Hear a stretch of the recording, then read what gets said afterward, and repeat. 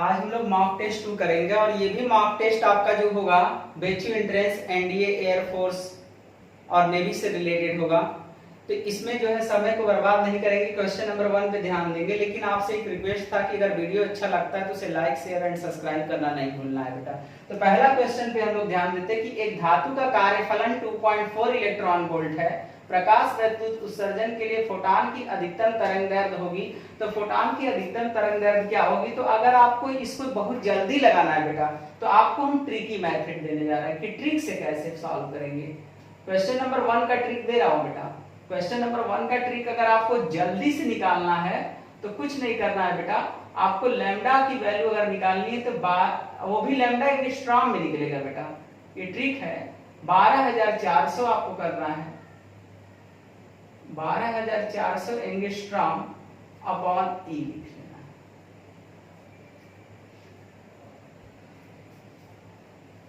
और वो ये भी इलेक्ट्रॉन वोल्ट में होना चाहिए। तो आप यहां पर अगर रखेंगे तो सीधे पुट करिए, आपका आंसर निकल जाएगा और वो लैम्डा की वैल्यू आपकी एंगस्ट्रॉम में निकल जाएगी। तो 12400 अपॉन 2.4 रख लीजिए, जो भी आंसर होगा वो एंगस्ट्रॉम में होगा। तो इसका आंसर देखिए, एंगस्ट्रॉम एक छोटी वैल्यू है, 10 टू द पावर -10 होता है। तो हो सकता है इसको सॉल्व करने पर कुछ थोड़ा वैल्यू बेसी जाए, लेकिन एंगस्ट्रॉम में है तो इसका सही आंसर जो होगा वो डी होगा। आप निकाल करके देख लीजिएगा तो इसका आंसर आएगा 5000 एंगस्ट्रॉम इसका आंसर होगा। तो 5000 इसका एंगस्ट्रॉम इसका आंसर होगा। पहले क्वेश्चन का आंसर मिल गया। अगर आप इसको डिटेल करना चाहते हैं तो डिटेल भी आप कर सकते हैं। तो डिटेल का मेथड क्या होगा? तब उसे जनरल मेथड बोलेंगे। तो जनरल मेथड में करना क्या है, आपको अगर यहाँ पर वेवलेंथ निकालना है तो आइंस्टीन का E बराबर एच न्यू लगाना है, न्यू बराबर सी बाय लैम्डा लगाना है। तो लैम्डा इक्वल टू क्या हो जाएगा? एस सी अपॉन ई। देखिए बेटा ये मेथड बहुत बड़ा हो जाएगा, 6.6 इंटू 10 टू द पावर -34 और इसके बाद speed of light 3 into 10 to the power 8 upon यहाँ पर आपको क्या करना पड़ जाएगा 2.4 और इलेक्ट्रॉन वोल्ट को जब जूल में बदलेंगे तो 10 टू द पावर -19 से मल्टीप्लाई कर देना पड़ेगा। तो ये जो आपका आंसर आएगा वो मीटर में आएगा बेटा। तो ये मेथड बहुत बड़ा हो जाएगा, तो आप इसी वाले मेथड से करिए। तो पहले वाले क्वेश्चन का जो आंसर आएगा बेटा, पहले वाले क्वेश्चन का जो आंसर आएगा बेटा वो डी ऑप्शन करेक्ट होगा। तो इसका डी ऑप्शन होगा 5000 एंगस्ट्रॉम। तो इस तरीके से पहला क्वेश्चन हम लोग देख चुके हैं और दूसरे क्वेश्चन की ओर बढ़ते हैं। दूसरा क्वेश्चन हमारा क्या कर रहा है उस पर ध्यान देते हैं। दूसरा वाला क्वेश्चन क्या कर रहा है उस पर ध्यान देते हैं। तो क्वेश्चन नंबर 2 के बारे में देखते हैं कि क्वेश्चन नंबर 2 क्या कर रहा है कि यक्स किरणों की सर्वोत्तम अवशोषक है। यक्स किरणों की सर्वोत्तम अवशोषक है मतलब कौन होगा यहाँ पर कि कौन सबसे ज्यादा अवशोषक होगा? तो इसका बेस्ट ऑप्शन जो होगा यहाँ पर वो लेड होगा बेटा। लेड का मतलब शीशा। तो यहाँ पर एक्स किरणों की सर्वोत्तम अवशोषक जो होगा वो शीशा होगा बेटा। ये सब सारे क्वेश्चन किसी न किसी एग्जाम में पूछे गए हैं और वो भी इन्हीं से रिलेटेड जो मैं आपको शुरुआत में बता चुका हूँ। नेक्स्ट क्वेश्चन की ओर बढ़ते हैं। एक किरण नली से प्राप्त यक्स किरणों की न्यूनतम तरंगदैर्घ्य 0.1 एंगस्ट्रॉम है। तो नली पर आरोपित त्वरण वोल्टता है। इसका क्वेश्चन यक्स किरणों का अगर आपको क्वेश्चन करना है तो इसमें देखिए आपको करना क्या है, ईवी बराबर एच न्यू लगाना है, फिर एस न्यू बराबर सी बाय लैम्डा। इस फार्मूले को लगा करके आप जल्दी से इसका आंसर निकाल सकते हैं। V आपका वोल्टेज है, तो इसमें अगर आपका वेवलेंथ की वैल्यू दिया हुआ है तो V की वैल्यू अगर आपको एक्सेलरेटिंग वोल्टेज मतलब त्वरक वोल्टता निकालनी है बेटा, त्वरक वोल्टता अगर निकालनी है बेटा कि त्वरक वोल्टता क्या होगा, तो त्वरक वोल्टता यहाँ पर निकल जाएगी आपका कितना आएगा यहाँ पर। अगर त्वरक वोल्टता निकालना चाहते हैं तो SC बाई E लैम्डा। तो h की value 6.6 into 10 to the power -34 और speed of light 3 into 10 to the power 8 upon 1.6 into 10 to the power -19 और वेवलेंथ आपका 0.1 एंगस्ट्रॉम दिया है तो इंटू 10 टू द पावर -10। अब यहाँ पर इसको रख करके आप देखिएगा तो क्या आंसर आएगा। आई थिंक इसका आंसर आएगा आपका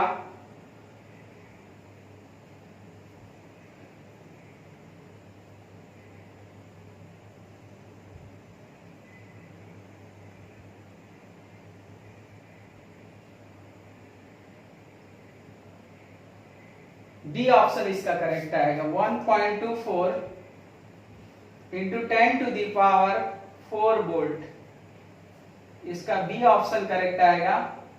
मेथड यही है, इसी मेथड से आप निकाल करके देख सकते हैं।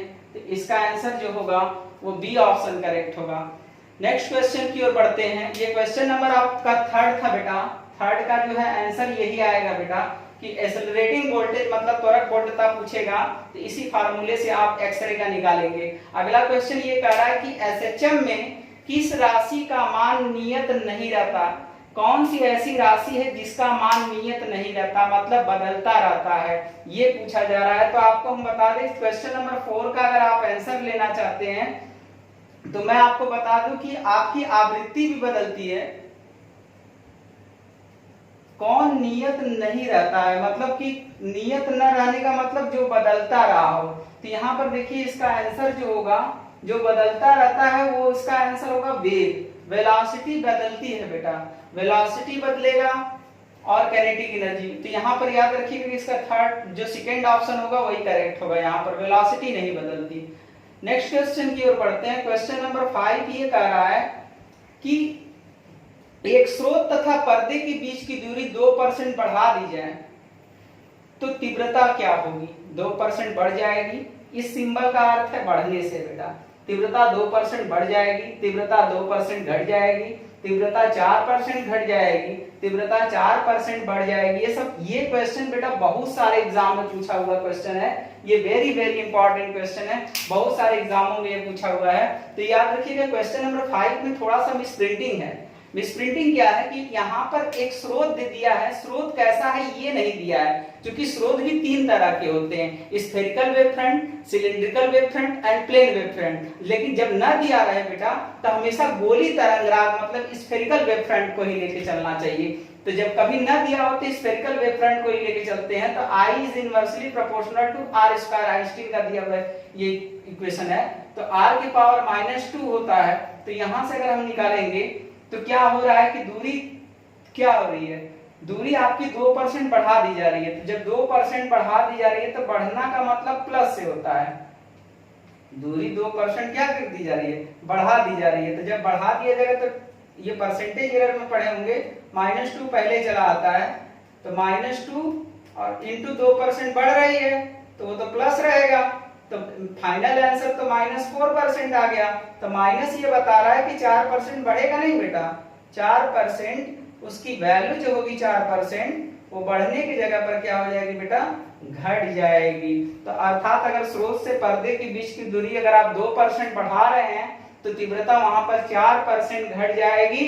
अगर हम स्फेरिकल वेव फ्रंट को लेके चल रहे हैं तो यहाँ पर जो हम लेके चल रहे हैं वो गोली तरंगराग को लेके चल रहे हैं बेटा। तो गोली तरंगराग से ही हम इसका आंसर दे रहे हैं, कहीं ना दिया रहे तो हमेशा गोली वाला प्रयोग किया करिए। अंग्रेजी में स्फेरिकल वेव फ्रंट बोलते हैं इसको।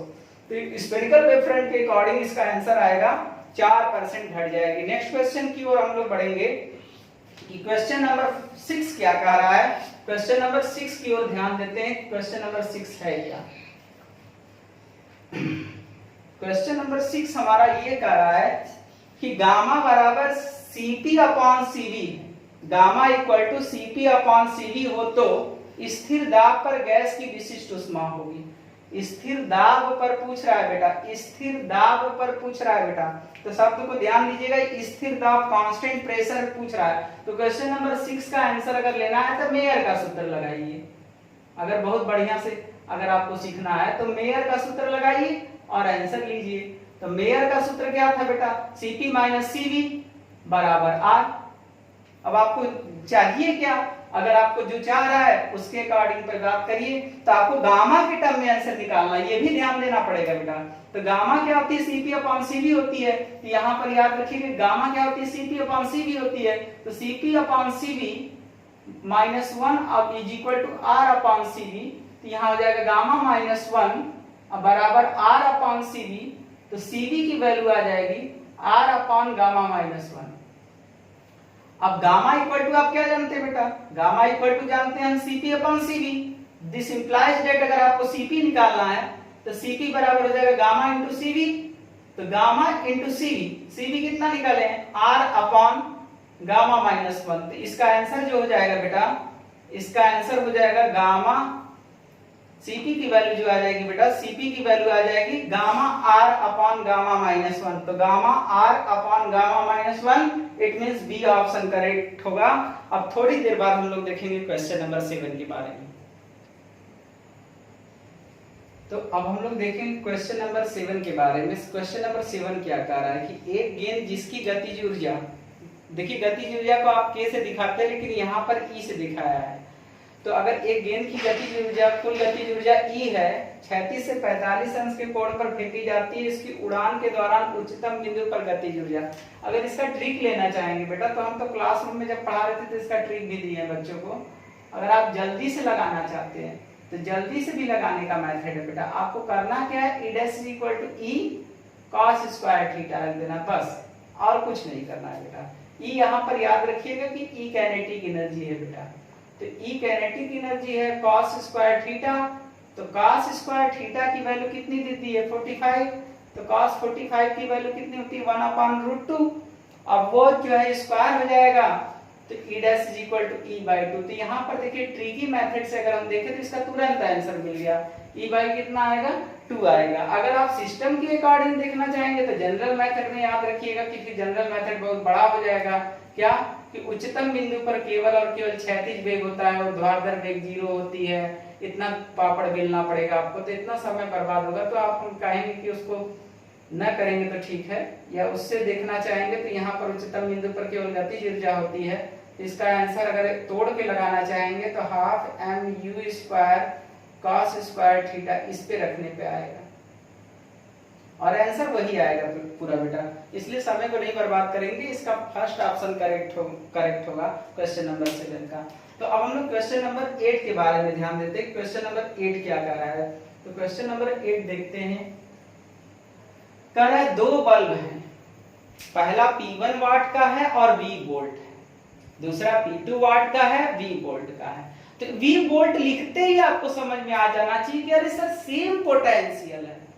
सेम पोटेंशियल है मतलब पैरेलल हो सकता है, समांतर क्रम हो सकता है, और देखिए नीचे लिख भी दिया है V वोल्ट को समांतर क्रम में जोड़ा जाता है तो कुल शक्ति होगी। तो याद रखिएगा बेटा, इसका अगर नेट पावर निकालना है तो हम आपको बता दें कि नेट इक्विवेलेंट पावर निकालना होगा तो कैपेसिटर और साथ में जो कैपेसिटर का फार्मूला होता है और जो पावर का फार्मूला होता है बेटा एक जैसा होता है। तो यहाँ पर जो इसका ऑप्शन होगा वो फर्स्ट ऑप्शन करेक्ट होगा। और ये क्वेश्चन बेटा आपको बता दें कि नेवी 2017 में आया हुआ क्वेश्चन है, 2017 में। तो याद रखिएगा P equal to P1 plus P2 इसका आंसर होगा। SSR के एग्जाम में क्वेश्चन नंबर 8 पूछा गया है। अगले क्वेश्चन की ओर ध्यान देते हैं। अगला क्वेश्चन एयरफोर्स में पूछा हुआ क्वेश्चन है। साबुन के 2 बुलबुले जिनकी त्रिज्याएं R1 तथा R2 हैं, और इसमें बोल रहा है कि R1 is greater than R2 है, को मिला करके जो है एक बड़ी बूंद बनाई जाती है। तो इसका उभयनिष्ठ त्रिज्या पूछा जाएगा।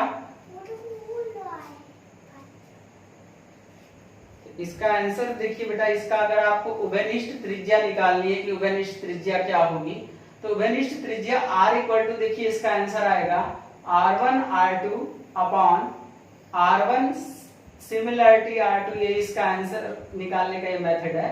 इट मींस यहाँ पर बोल दिया कि R1 is greater than R2 है, इसलिए इसका आंसर होगा R1 R2 upon R1 minus R2। It means इसका आंसर अगर हम बात करें तो इसका आंसर आपका आएगा बेटा फर्स्ट ऑप्शन इज करेक्ट। मतलब क्वेश्चन नंबर 9 का जो होगा ऑप्शन नंबर 1 करेक्ट होगा। और अगले क्वेश्चन की ओर ध्यान देते हैं। क्वेश्चन नंबर 10 पे एक बड़ी धात्विक चालक, एक बड़ी आवेशित चालक धात्विक प्लेट जिसमें उससे r दूरी पर वैद्युत क्षेत्र E है, तो 2r दूरी पर वैद्युत क्षेत्र क्या होगा। तो किसी भी धात्विक प्लेट के लिए आपको बताएं तो देखिए इसका भी एक ट्रिक देने जा रहे हैं कि ट्रिक क्या होगा। तो याद रखिएगा किसी भी धात्विक प्लेट के लिए हम 2 डायमेंशनल के लिए बात करें तो वहां पर याद आ रहा होगा स्टूडेंट्स कि E और R के बीच का अगर हम ग्राफ प्लॉट करें तो ये ग्राफ इस तरह का बनता है बेटा। E is independent to R होता है बेटा, E R पे डिपेंड ही नहीं करता। जब E R पे डिपेंड ही नहीं करता तो 2R हो चाहे जो हो वैल्यू उसकी 1 होगी। तो अर्थात यहाँ पर जो ऑप्शन करेक्ट होगा क्वेश्चन नंबर 10 का फर्स्ट ऑप्शन करेक्ट होगा। चलते हैं नेक्स्ट क्वेश्चन की ओर। क्वेश्चन नंबर 11 होगा। क्वेश्चन नंबर 11 ये कह रहा है कि समीकरण y equal to a sin omega, y equal to a sin bracket में kr और माइनस ओमेगा t है।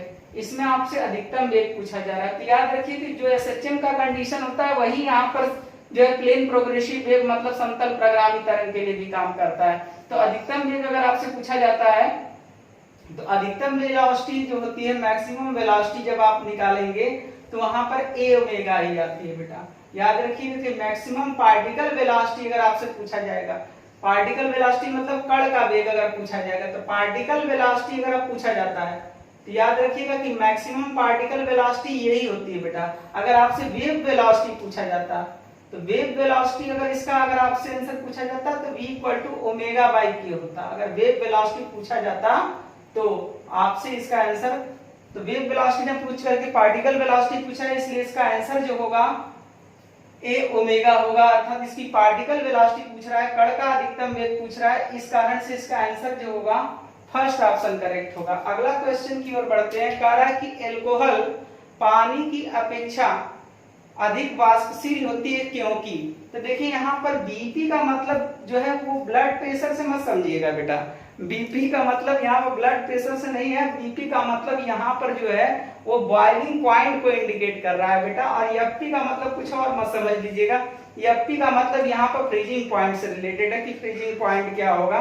तो यहाँ पर एल्कोहल पानी की अपेक्षा अधिक वाष्पशील इसलिए होती है क्योंकि उसका बॉइलिंग पॉइंट बहुत कम होता है बेटा, मतलब उसका क्वथनांक हिंदी में अगर कहा जाए तो क्वथनांक बहुत कम होती है, इस कारण से ऐसा होता है। तो आज हम लोग जो है 12 ही क्वेश्चन देखेंगे। अगले में हम आपसे प्रयास करेंगे कि आपको 15 क्वेश्चन मिले। अगर वीडियो अच्छा लगता है तो उसे लाइक शेयर एंड सब्सक्राइब करना ना भूलिएगा बेटा।